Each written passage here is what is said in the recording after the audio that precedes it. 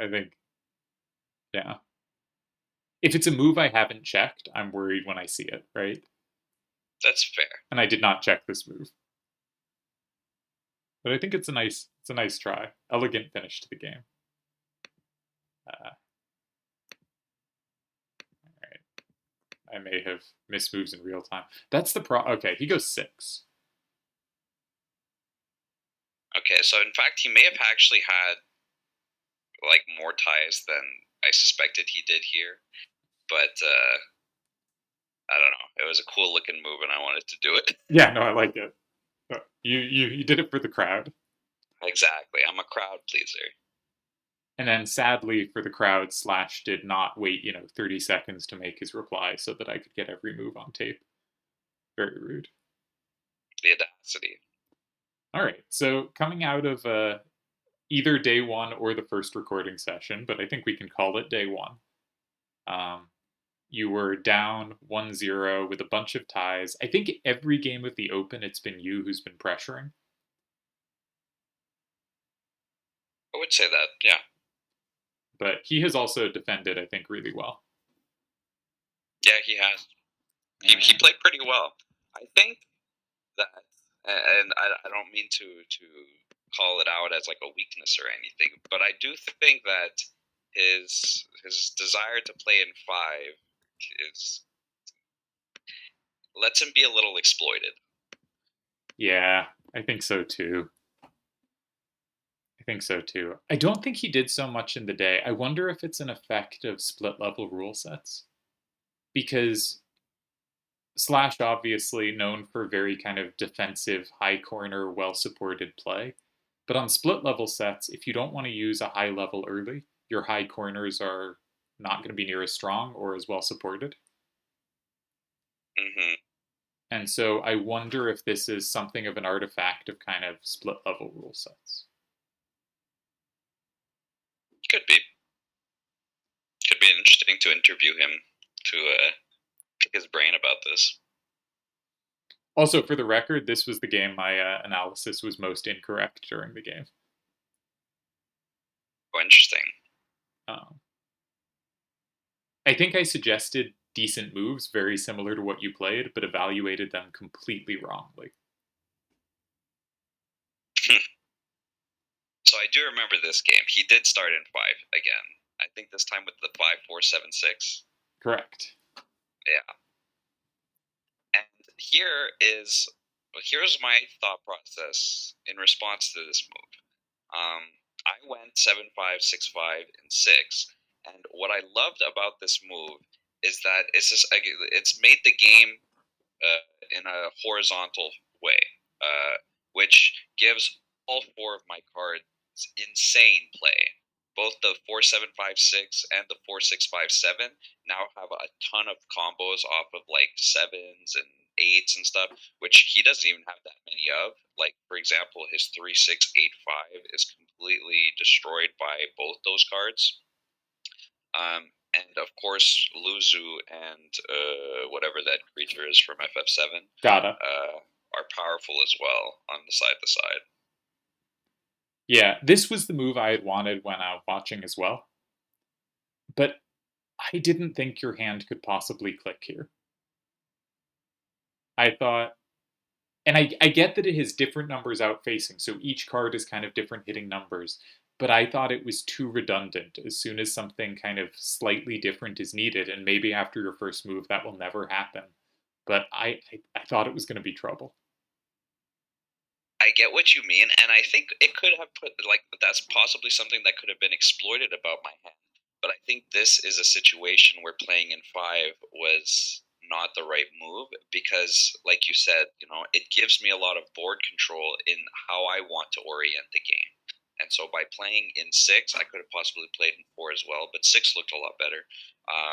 It let me decide what orientation the game was going to go, which suddenly made my, weird, clunky 4-7-5-6 and 4-6-5-7 have a lot of power. I remember now what I wanted him to play as his starter, which the solver told me afterwards was terrible and I should be ashamed of myself. But I had wanted him to play 5-4-7-6 and 8, just to guarantee it's an up down game.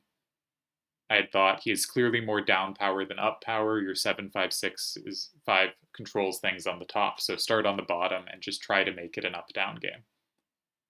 Wow, 5 4 7 6 first move In in 8. That 8. was my idea. Again, the solver thought it was garbage. It thought literally every single reply you had didn't lose. But That's an interesting move, though. That's not what I would look at first. I just looked at your hand and I thought, I need to make the game up down. This is my goal. It's. I think it's the right idea. Yeah, I'm not sure about the execution, but it was my Uh, idea here. that's it. Then I think his reply here was in 4. Correct.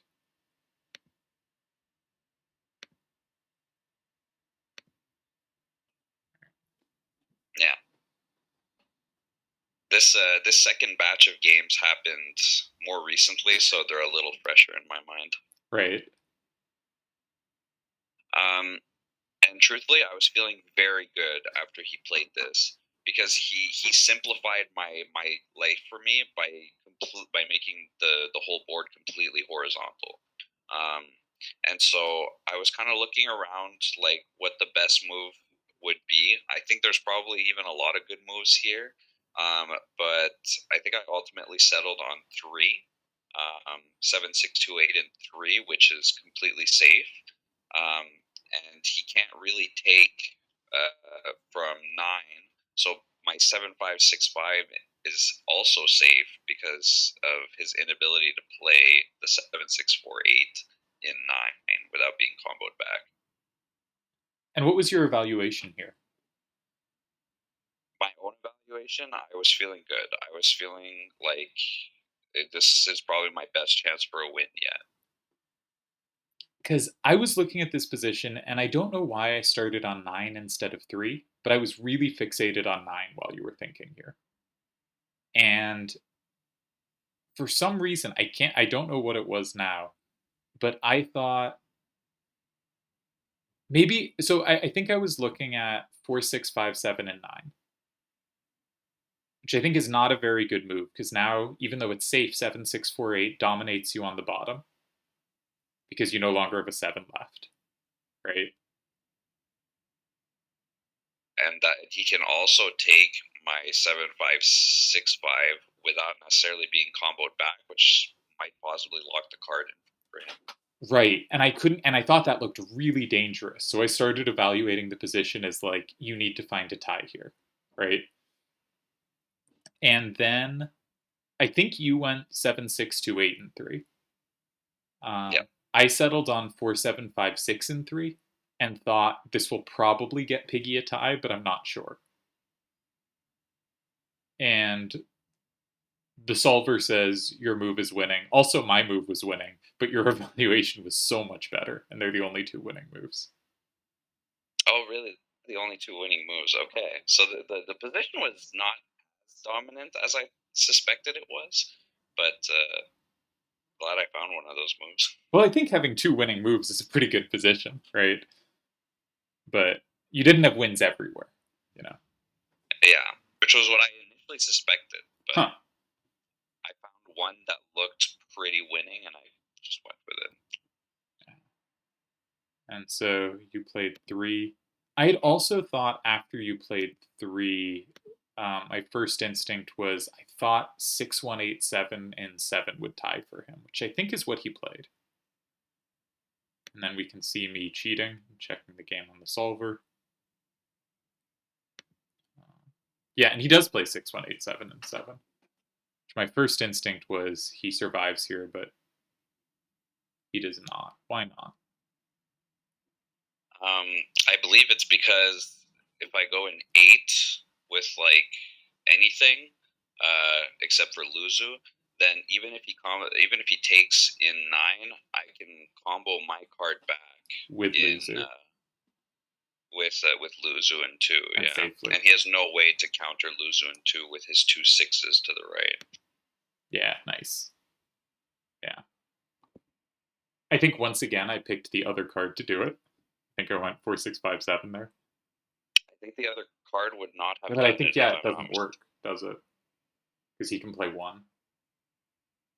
and still have the capture at the end, and it give because of the combo he creates with Yeah. the card in three. Yeah. All right, then I retract. I think I had a different move here that might have worked, but it's always great when you're watching and you come up with an idea and they play something different. You freak out that they missed it, right? But their idea works. You just haven't checked it yet. The joys of watching someone play TTA. Yeah, and the panic. Um, all right, so you tie up the match. It's 1-1. How are we feeling? What's the set left? It's the open set, right? Yeah. So you know it's going to be open, which I think is less stressful. I don't know if you agree on that. Yeah, it definitely is less stressful. Um, because on if it was the closed set, for example, you kind of got to pray to the closed gods a little for a nice first turn. Um, Not that you can't win on second turn and closed, but I think it's fair to say the odds are stacked against you if you get it. Yeah, yeah. All right. The video player has not switched over. Has your game switched over? Has your view? No, I still see the same game. You still see the same game. All right. 1 sec. Gonna unshare and reshare.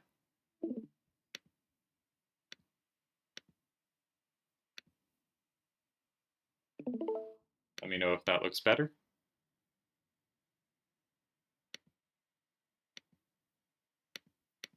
Yeah, I see it now. The video won't switch over. 1 sec. I'm gonna pause Yeah, and I'm good to go. we're back. I assume your bottom card is 5-3-7-8. So you want to talk us through this Correct. hand?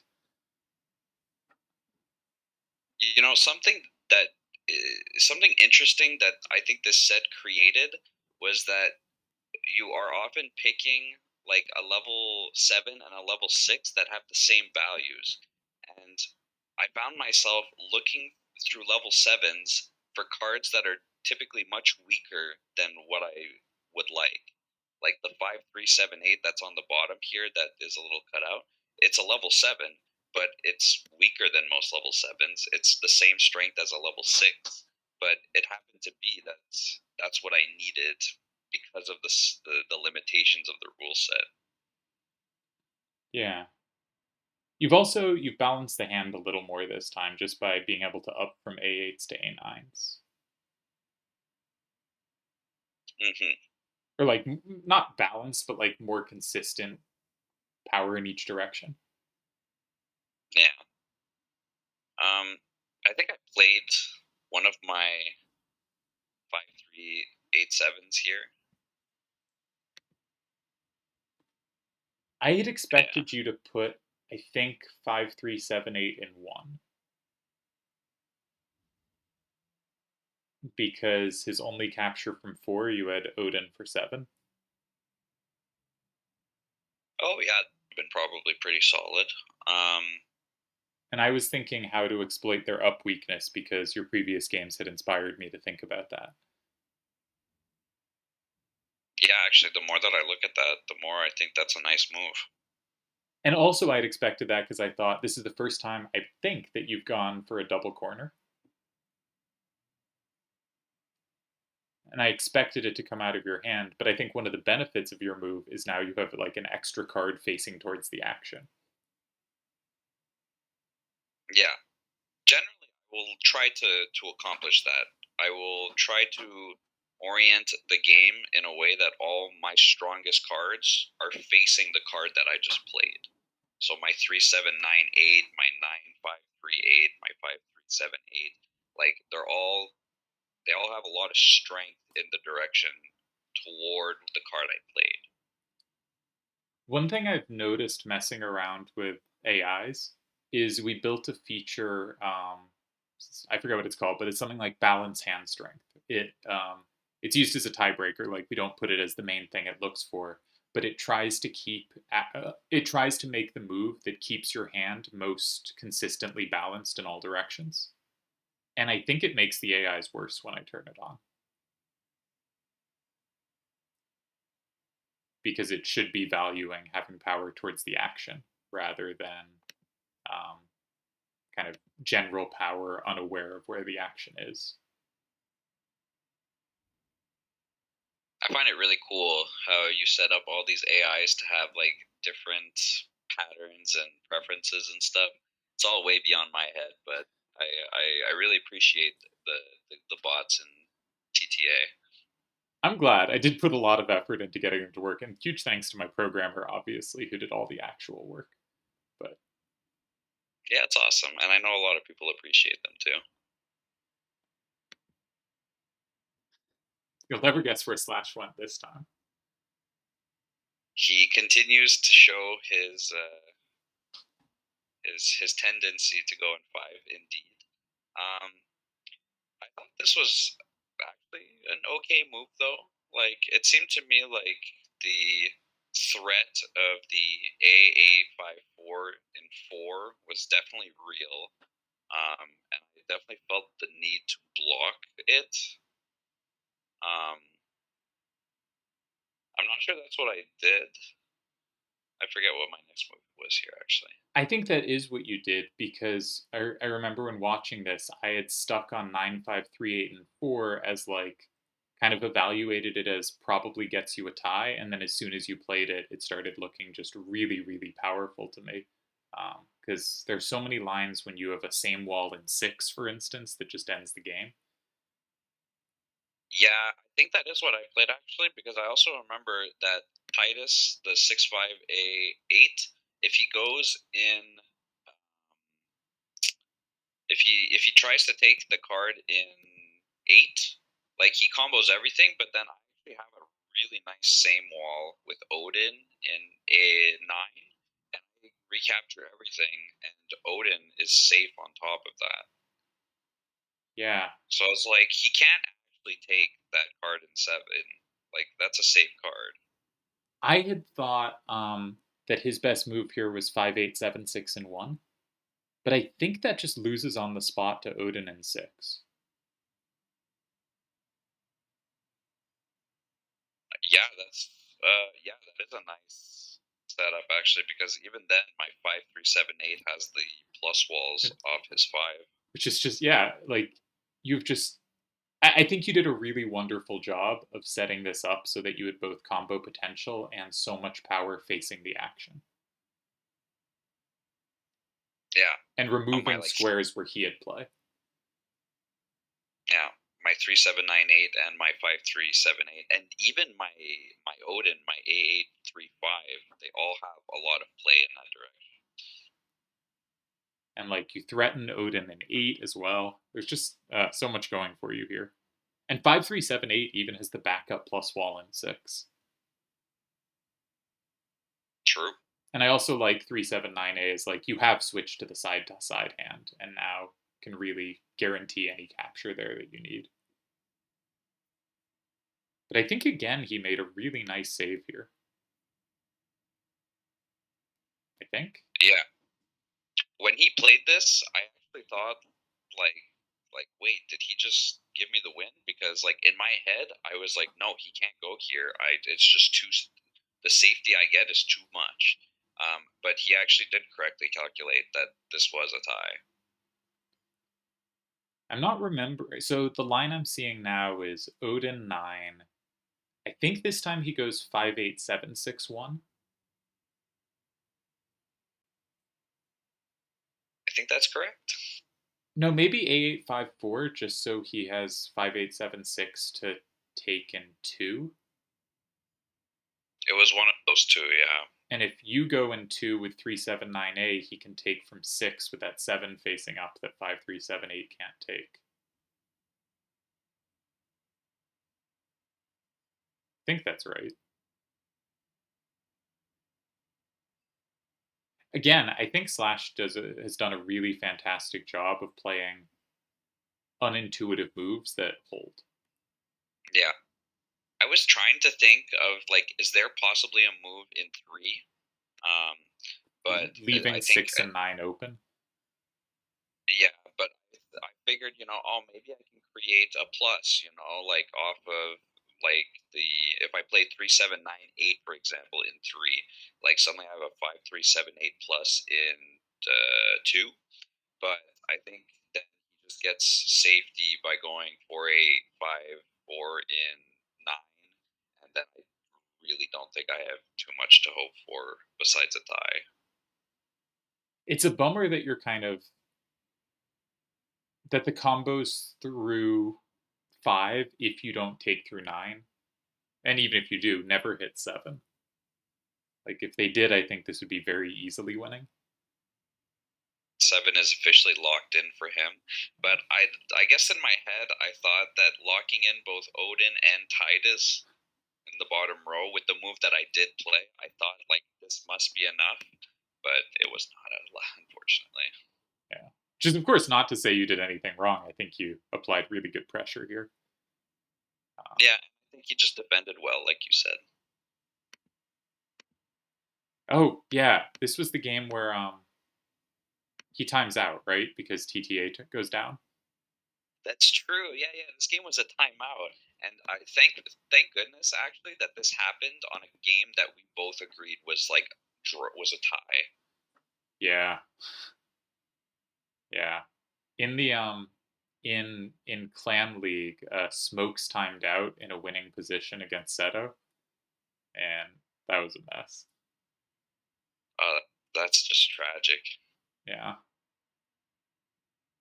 Yeah. So yeah, really good that it was a tie. And I think again, uh I think, and you probably agree with this, this is also a skill you're good at.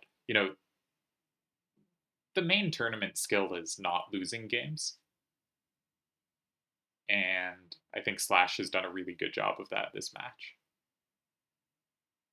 Definitely held his own. Despite That's why I like to say that I'm the tie master, and that anybody who faces me has to get ready for a war of attrition. which I can attest Smokes is not looking forward to.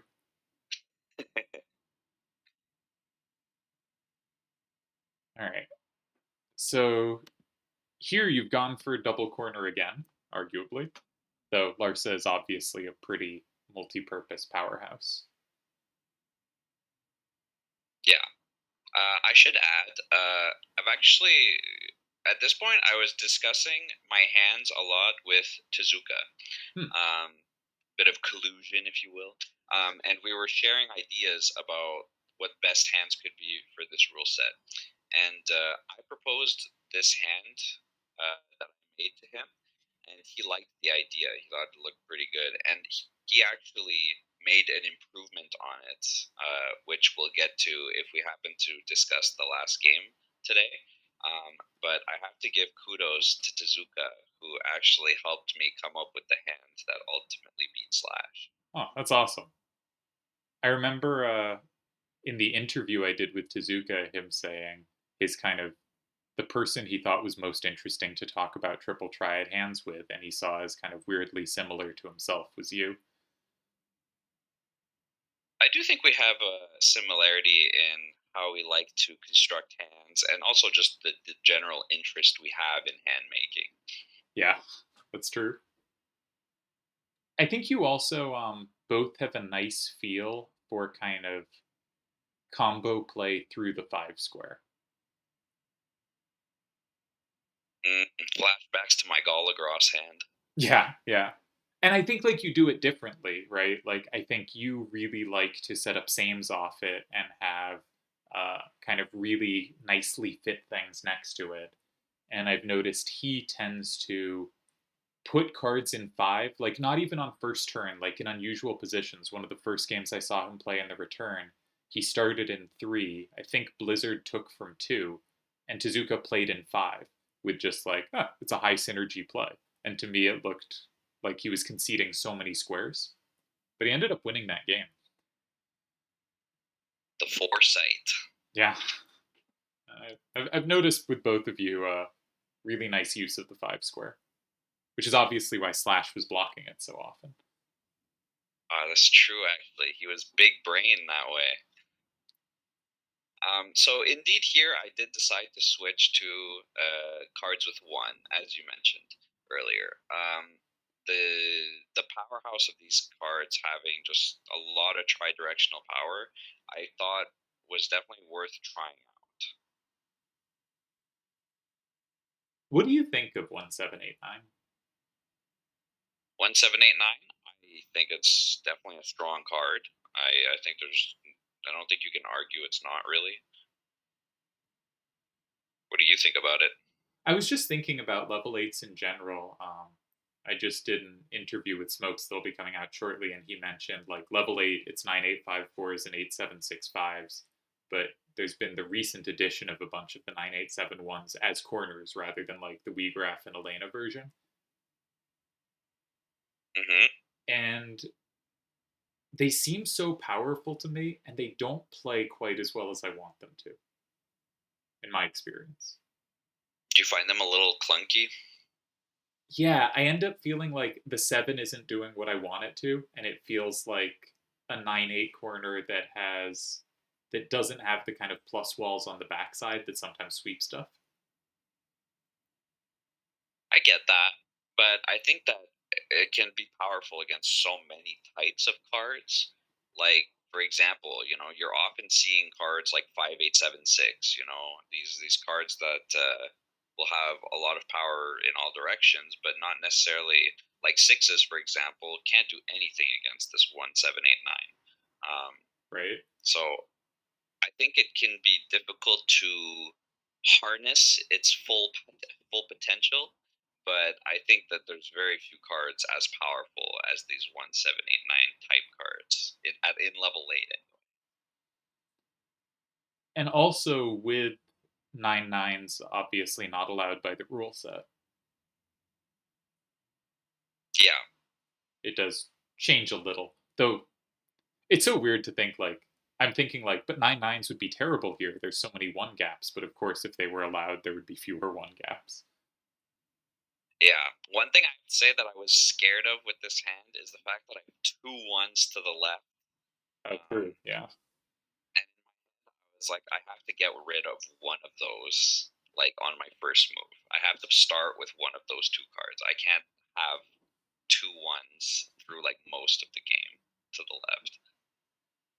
So I feel like you started 7-6-8-1, but I forget which of one or seven. Uh, Both look uh, interesting. yeah, I'm not sure either. My gut is it was one. My gut's one because you have more ups, but I think it was seven. Oh, it was indeed seven. Oops. But you have the same wall against his only capture in four. And I thought your plan, if he took immediately with Silver Dragon, was just to play like Larsa and nine and say you have very little down power here. Yeah, okay, actually, now this position is starting to come back to me. I thought, yeah, exactly. Like you mentioned, I think his hand has very little down power. And if he plays Titus, if he tries to capture it in four, for example, his hand just becomes, I think, a little too weak going down. And with both Larsa and the 1789, is that Omega Weapon? Is that what it's called?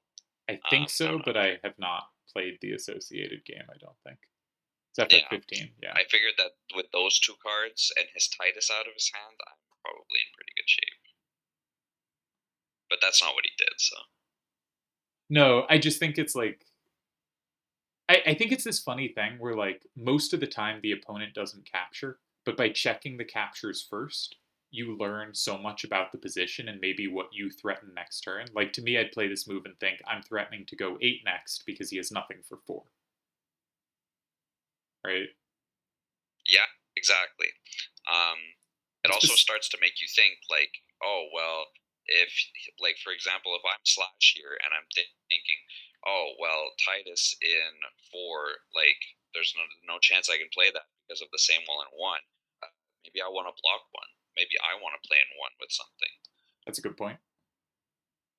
I also spent a bunch of time here thinking about because I thought your threat was eight. but Larsa in 8 is terrible after Titus in 6. And I spent Yeah, it. I saw that actually. I was worried about that. I think it's because he has this double combo with a card. I forget which one. Silver Dragon. With Silver Dragon. Yeah, yeah, yeah. I almost. I'm glad that I caught myself before trying to make that move. Oh, right, because he did block 4, and now 8 is really tempting. Yeah.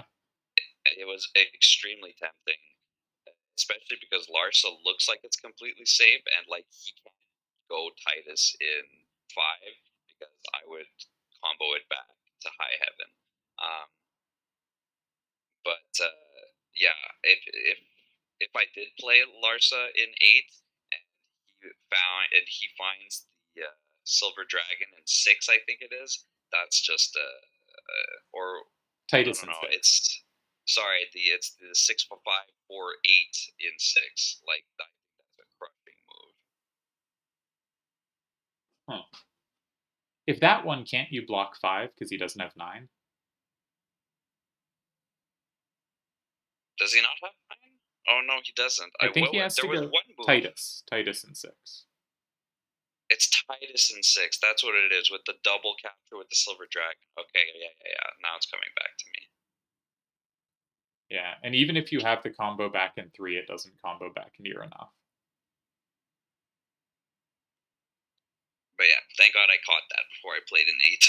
Yeah. This was another one where I just kept undervaluing your initiative.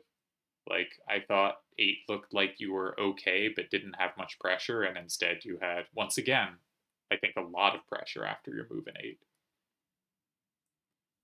Um, I think I ultimately played the 6178. Is that correct? Or no, I played the 1789. Okay. Because I missed that Larsa had 5. Yeah, pretty nice same, right? With an 8 and a 1. Did not see it coming. Should have, should understand a hand made with 1s is going to have sames, but didn't see it at all.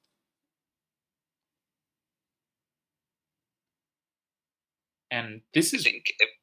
Go ahead, sorry. I think this is really scary for him. Like, I think 9 basically just loses to 5.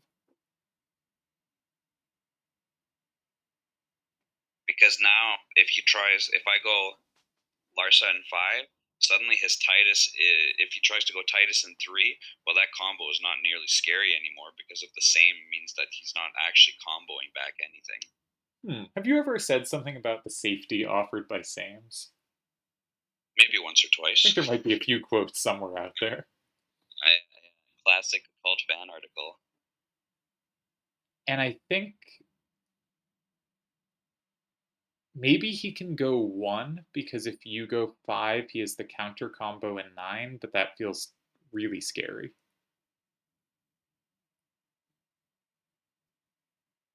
One, I actually thought he would play in 1. Is that what he ends up doing? I think he gets scared of everything and goes 3. Yeah, that's true. He played what I thought was like a pretty unusual move. Actually, it was 5 8 7 6 and 3, if I remember. Yeah, Yeah. But I get why he was scared into doing something weird. I think this is a really difficult position for him to play. I felt like my position was pretty strong here. I felt like there was a win, but and I don't know. Maybe your solver can tell us if there was one. But I think what I did was I played in 6, and that felt like a pretty strong option because it still left up the possibility of the same in 5, while also forcing him to kind of go somewhere else. And it even possibly opened up like the 6 1 7 8 to have a same in 5 as well. If he True. tried to put something in 1 that I could combo back. Yeah. He is a. I think this would work if not for the fact that Silver Dragon sets up the plus in 2, going in 5. And that you can't play the double capture in 9 with 6 1 7 8. Because I think he goes 5 here, right? He finds 5. which also creates a plus with the 6 5 4 8, which I think ends up being his saving grace. Yeah. Yeah. Do you want to know what the solver said here? Yeah, if you don't mind sharing. Of course, I just some people don't like to hear they missed wins. Um, I think it gave a few different wins. I think Larsa in 5 just works Larsa 5 did work actually. because he no longer has Titus in 9 because he set up 6 1 7 8 for you in 6 to combo back. True. So if Larsa in 8, you're up 6 4. He has no comp captures on the top of the board, so he has to figure out a way to get a plus on the right side. Um, but A8 6 1 in the top is also going to be pretty good for you. Yeah, it really does kind of create so many safeties. I guess I like psyched myself out about it. I don't think I saw that one when watching because I didn't realize that Titus in 9 was now covered for you. It's definitely an interesting position though. It's pretty rich. I think I think there was also a win in 9, but I'm not remembering now. I think maybe 6 1 7 8 and 9 was enough as well.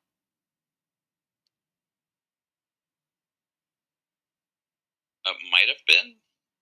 Because You definitely can't take it safely. you kind of have Titus for 5 and 6 and Graph for 1 and 2. Yeah, and those squares are pretty well covered. But yeah, didn't find either of those, and ultimately went in 6, and he found a nice tie against it. Yeah, he did. I think I'm doing the thing terrible chess commentators do. What's that? You ever watch like the St. Louis chess stream? I've not. All right, well, good decision on your part.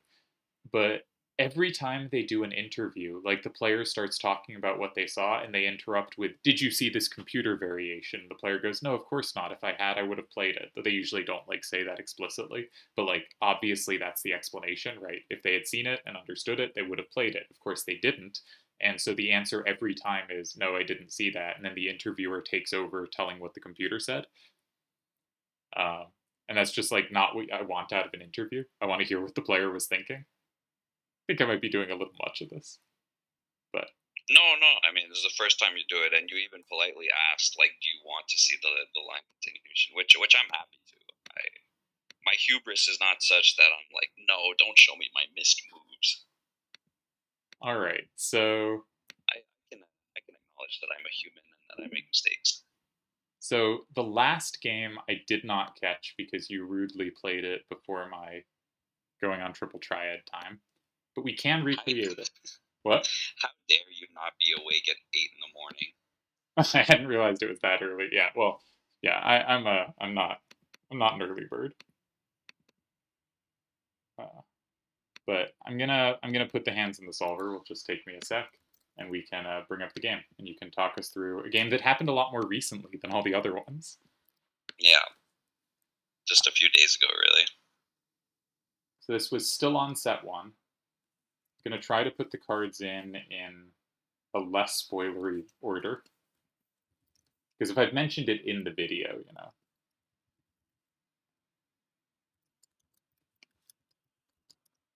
Oh, Slash really changed up his hand this time. I think.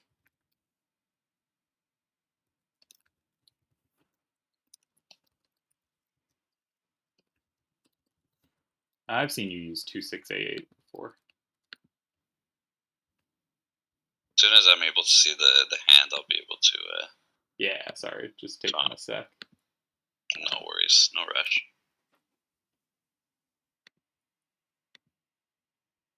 I should make sure the video is flipped over too because I forget to do that. All right, I flipped over the video. I will share it with you.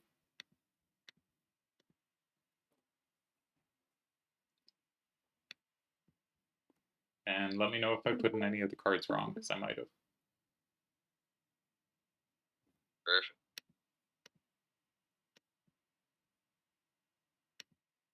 Yeah, looks good. All right, so you're the blue Yeah, hand this time. yeah. I think he probably must have liked the hand that I used in the last game, and he must have thought like maybe I should try something similar because I thought that, or in two hands ago, sorry, because it is very similar to the hand I used two games ago. The double 8 7 5 3s, the A9 and the 9 8. Yeah, same A9 and 9 8. I think. Yeah, I think that different card formations, but essentially all the same values. And you switched from ones to twos. Was this the hand Tezuka helped with? Yes, yes. Big kudos to Tezuka. This is his hand. I completely just ripped off his hand. It's an amelioration on the ones that has the ones because now they've got twos and the twos can handle other sixes as well now. Right. I mean, when I saw this hand, I'm sort of surprised to hear this was a Tezuka hand because I thought, oh, of course, 2 6 A 8. This is like when Piggy used to run the 2 6 A 8 and the 2 8 A 6 hand. He has the 2 8 7 6 hand replacing that one. Classic Piggy hand. It did actually remind me of that hand, which is a hand I'm very fond of, and I think that's why I liked this hand so much when he shared it with me. I was like, don't mind if I do.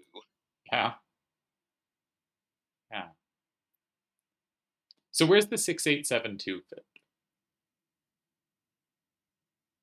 It's just that it's another, like, there are not that many 8762 type cards. Um, and they are essentially a repeat of each other. But similar to what I mentioned earlier, when you have two corners that are essentially the same, well, like you can just start in that corner. Like just for example, say I played 6 8 7 2 in nine. Well, now I have essentially the same card, but I can use it against that card in this instance. So the 2 8 7 6 that I still have in my hand, it's still pretty much fulfilling the same purpose as the card I just played, but now I have a lot of directional power facing the card I played. So I actually have a question about hands you've used with a double corner. In a split level set like this, would you rather have your redundant corners be one low level you'll use early and then a high level, or would you rather have it be two low levels so the hand kind of feels a little more balanced because you have the higher levels facing it? I would say the former. You know, toss out your weak early card and have the strongest corner possible you can facing it. That's redundant in that direction. Yeah, that makes sense. My instinct has been the latter, but I think that's a good explanation for the former, is because you know you're going to use the other card and you really want to maximize strength facing it, you want something really happy to attack its weak out facing. Yeah. I think that if there was a way to know if you were going to be first or second player, that could maybe alter that perception a bit. You know, like maybe you do want to go to weaker redundant corners if you know that you're going second in a way, because that way, like you know you're going to have less control over what the first move is going to be and what the direction of the game is going to go.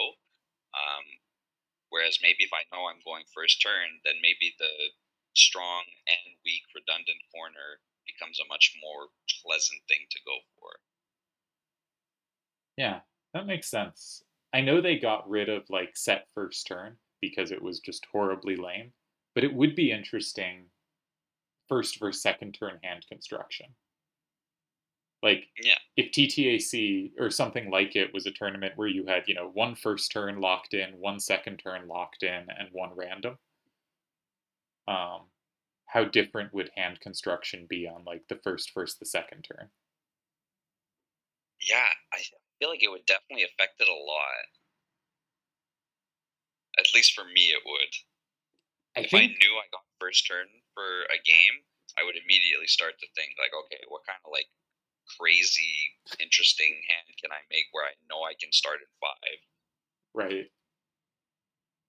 Because those five starter hands play so well on first turn, but sometimes don't have the raw power on second turn, I think. That's it. I think I'd run a lot more of like max number corners on second turn and kind of the dynamic synergy cards on first turn. I think that would be my instinct. I think I generally agree with you that it's better not knowing if you're gonna have first or second turn. But it would be interesting to see what would happen. All right. So slash starts, I'm going to guess. Oh, not in 5. Weird. Who saw that coming? Yeah, he chose the wrong time to switch it up. Clearly, his secret was he got to keep playing in 5. Yeah, I actually felt like I wasn't sure what the right way to play against this starter was. I actually think it's a pretty solid starter. Um, like I have no save captures in eight. He Both has, my 8629 and my 2688 are savagely comboed back by the 8357. Um, and I have only a single capture in four, and that is giving up the bulk of my down power. So I was like, I really don't have any good way to capture this. I started looking at options in five, in one, in nine, and I just really was not finding anything I liked. I was like, okay, wow, this starter is giving me more problems than I thought. And so I was like, okay, what else can we do? Let's just start playing off our own cards. Let's just go in the total opposite corner and completely ignore his starter. And so I played in three. and it was 6872. Yeah, I figured I have enough recaptures on this card so that like I truthfully I had no idea where he was going to play. I thought about two, I thought about four, or I mean sorry, I thought about six. Um, and I thought about eight. I thought maybe he can block eight or block, or sorry, no, I did mean four because if he blocks four, then I don't really have too much to be able to. He can just play an eight because I'm not able to play an eight because he always has that combo back with the 8357. Um, so I was just like, okay, let's see where he takes us like from here. I think he has several options of where to play. Yeah, I'm distracted now thinking about this position. My instinct is I'd play here, but I'm not sure how well it works. It's not too bad. What if you block eight here? I mean, even this might not be convincing because he still has the plus wall, right? Yeah, his 8357 is really strong against a lot of my But cards. actually, we have it back. Your twos play off Ooh, each other. yo, the plus wall off a two. That's nice. So which card in 8? This, Um, that doesn't look very good. hmm, Actually, I mean, the more I look at it, the less I like it. But it was just my instinct of what I would want to block, really. right? So I think what he ultimately ends up doing here is he plays his 8357 in five. Oops. And I think that this was not the move for a number of reasons. I think the most important of is that 8357 was what gave him so much control over the square in 8. And the moment that he gave that card up, he allowed me essentially to go in 8, um, which is what I did. I think was ultimately the winning move. Which card did you play in 8? 8629. Yeah. Is that correct? I Yes. think it is. Yes. I just checked. And here I'm just up two cards, and he can't really go in. He can't take two cards in four. I mean, he can, but he has to give up his 379A, and that's just like so much power to give up. I think he needs to still be holding on to that card. And this, I'm pretty sure, is a win. It's really neat I, to me because it's his one card for both the squares he really wants to play. And yeah, here do his you other just two cards are just lacking in power from this point. you also have the plus and six. As if I mean I'm not sure it's needed, but Yeah, my that's another thing I thought about actually here before the if you can just take the three. Yeah, my Luzu Gata, the 2876 has so much play here. Like I've got the plus in 4, I've got the plus in 6. It's a really powerful card here. yeah. So he didn't go in forward, did he? No. So let's refute four. What would you have done here? If you don't remember, we can figure it out. But That here was it just in 9? In 9, 2, 6, and 9? that looks a lot Just more safe. comfortable than my idea of starting in one. I feel like this is it winning. I'm actually not sure.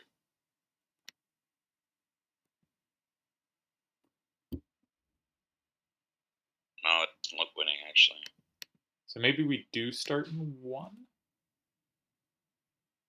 Yeah, because that's safe too actually. And he can't. There's actually you're right because there's no reason to block 9 because he can't take 9. And so here, if he goes in 2, then I have just a double capture, or I have not that actually, Oh but yeah, good that point. yeah, Yeah, good point. Good point. that would be brutal. Yeah. Yeah, I think here the problem about is that my two cards with an A, are just so good at getting safety. Yeah. And he never really has a place to put Diablos at all.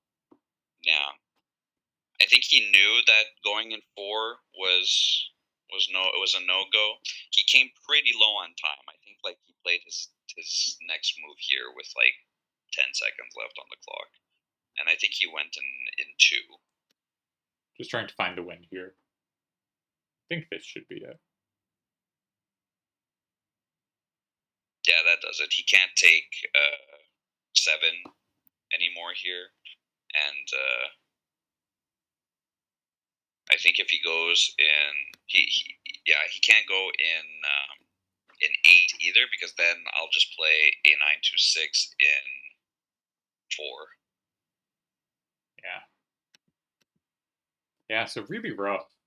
In chess, this would be like the overworked piece, right? That 379A just has too many jobs to do. So he plays 9835 and 2.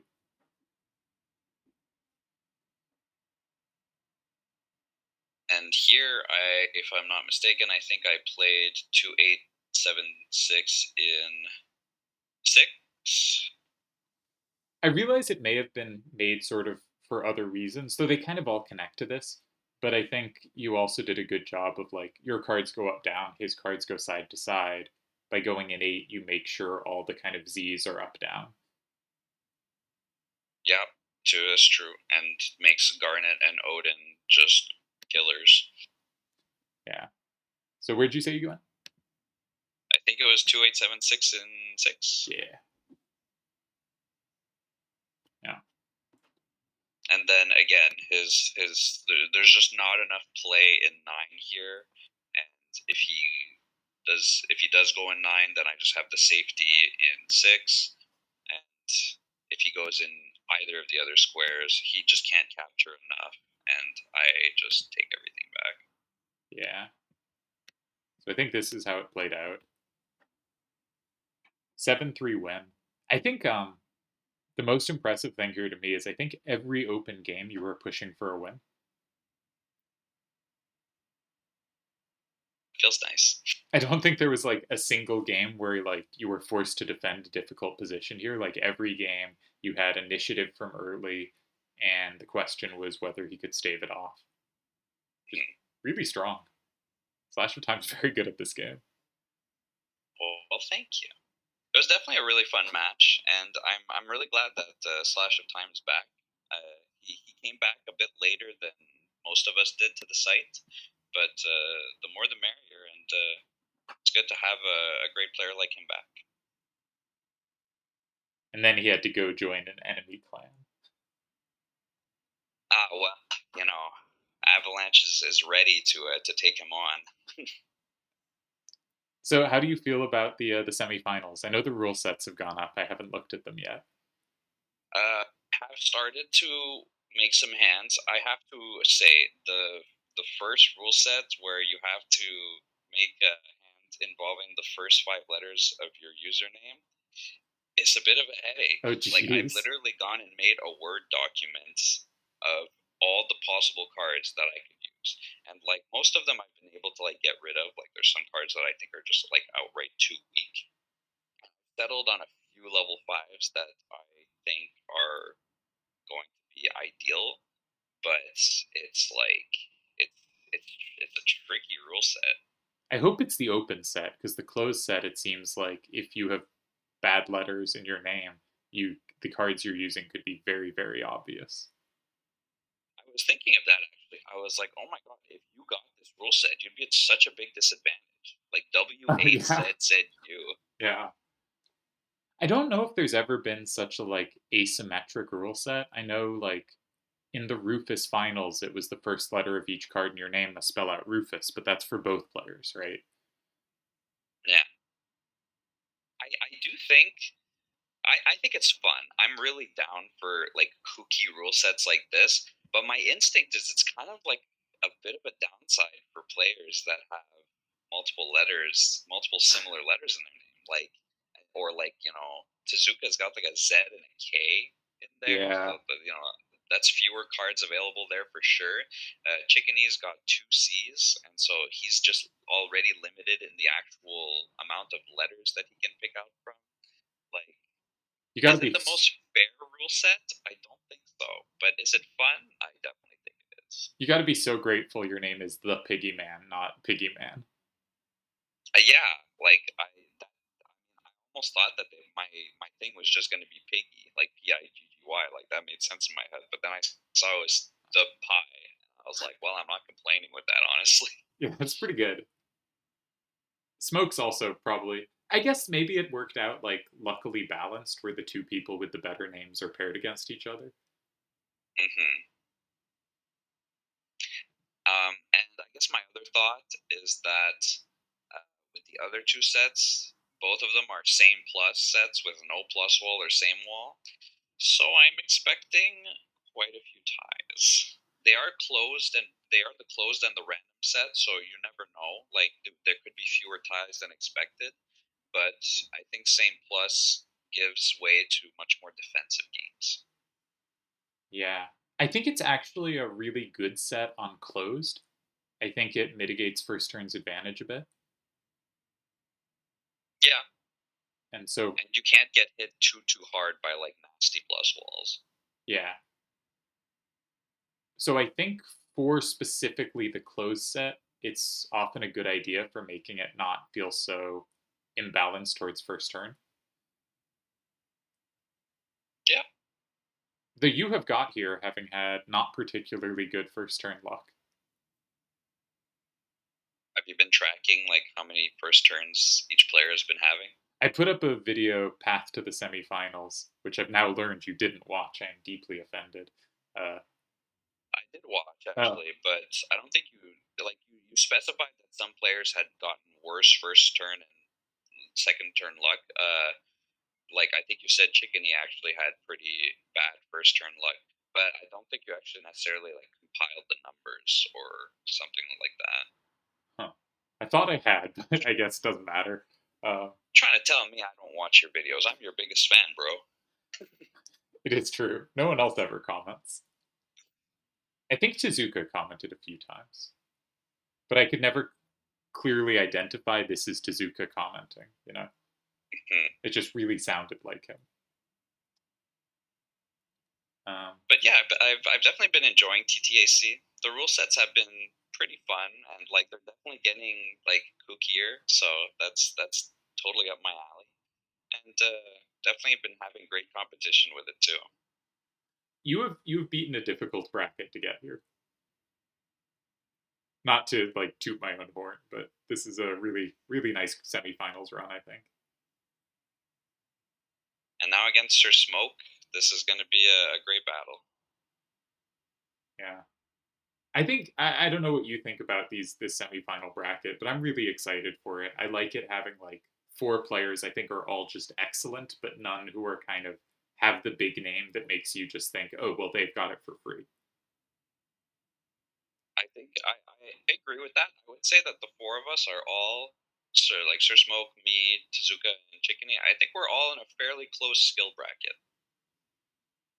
Yeah, I'm really excited for it. Just make sure you tell Smokes you're only available at times I'm awake. We'll try to make that happen. And I think he sent me his hands, his planned hands. I think he's made them. He sent them to me, but his cell phone takes pictures in such terrible stuff I couldn't make out what the numbers were. Yeah, phone shots of hands can be pretty bad. I almost don't do anything TTA related on my phone, truthfully. This is the one difference between you and Tezuka. He does everything on his phone? I think he's moved to all phone. That's impressive. I feel like I could not. Yeah, I need to see There's, things big. I think he likes to have it all like very close together, but I'm not sure. I forget his explanation. that's interesting, though. Yeah, So, yeah, it's definitely been a lot of fun going through this match. Thanks for having me. of course. Really glad to have you again. Um, I hope you'll be back after your semifinals. Uh, Yeah, too. you don't have I'll to be back. commit to that without knowing what the result is, but I would love to have your thoughts again. Well, truthfully, even if I lose to Sir Smoke, I'd be happy to comment on that. Great, cool. Um, I wanted to end with a question. What's a video game you'd recommend to anyone who's made it this far? A video game I'd recommend to anybody who's made it this far. And you can't mention the Quarry, which we talked about after the video last time. The quarry is fun. Oh man, you're putting me on the spot here. I am. I guess I'll mention if you're looking for a good classic JRPG. I mentioned it last game, but Lunar Silver Star Story is phenomenal. I really think that's worth trying. If you're looking for something a little newer, maybe a little more challenging, Darkest Dungeon, I think, is a lot of fun. Every time I see you, you mention I've been playing Darkest Dungeon. Phase with it. It's definitely eaten up a lot of hours of my life. There's actually a sequel, Darkest Dungeon 2, that is in early access. I've been playing that quite a bit too. But even the first one, I think, is definitely worth trying. Even the first one suggests the second one's even better, which I tend to not expect to happen. It's hard for me to evaluate that because it's still in early access. Like, Right. I can't really compare an incomplete game to a complete one. Sure. Yeah, I played Lunar through you telling me to. It was good. I didn't play the second one. Should I play the second one? The Played the second one, and it's a really good game. It's the similar gameplay, but it's so cheesy. It's like the dialogue is unbelievably cheesy. It's just like almost cringy sometimes. Because I got it and I started the game, and the opening voice acting of the first one really turned me off, and then I got into it. Uh, so I might struggle with that. Yeah, if that was a struggle for you, there's just way more of that in two. Uh-huh. Does it continue or connect to the story in a useful way? Is the story connected? There are some, like, I think it happens in the future. There's definitely some connections, but it's for the most part kind of its own story. But Hey, there are certain characters that like pop up again. all right. because I don't remember too well, so I was wondering if not having played it for a while meant deal breaker on the second one. No, I really don't think there's enough continuity between the two games that you would be lost. Alrighty, well maybe I'll try that out. And yeah, so thanks so much for doing this again. I really like hearing someone else's thinking. Yeah, pleasure. All right, I'm gonna end the recording.